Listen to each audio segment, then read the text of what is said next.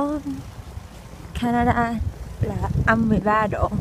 Hôm nay là bão tuyết tùm lum hết.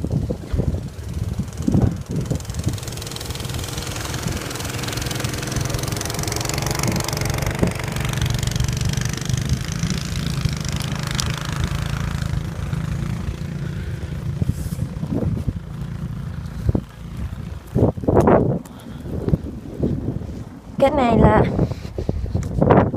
Vi đang đi bộ về nhà. Đi làm về sớm nên đi bộ về. So cold. Oh my gosh.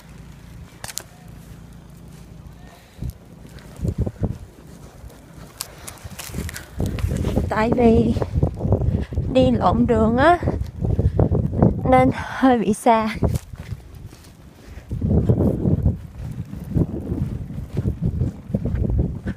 Thay vì đi bộ có 2 phút thôi, nhưng mà bây giờ đi bộ khoảng chừng 10 phút gì đó.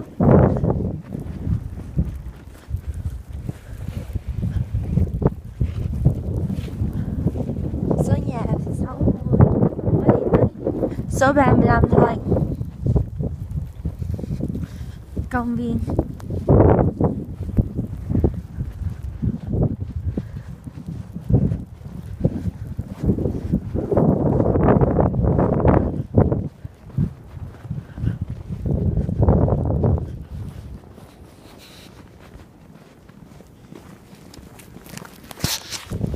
Tay chân cứng ngắc rồi.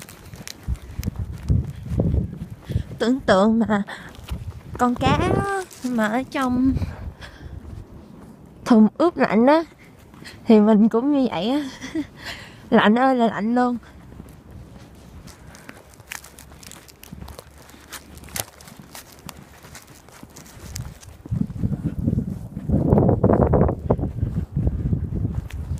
Ai cũng đi xúc tuyết hết á.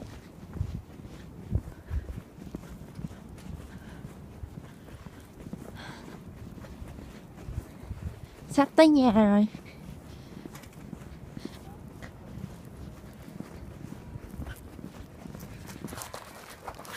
Cái ly hot chocolate mua chưa đầy 10 phút mà nó lạnh tanh luôn. Bình thường uống phỏng mỏ.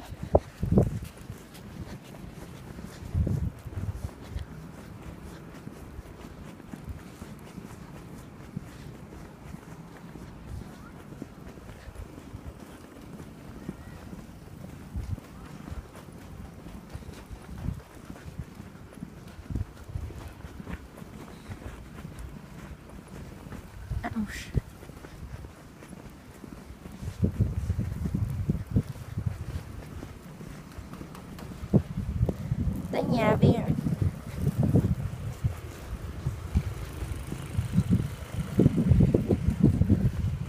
Tuyết không là tuyết.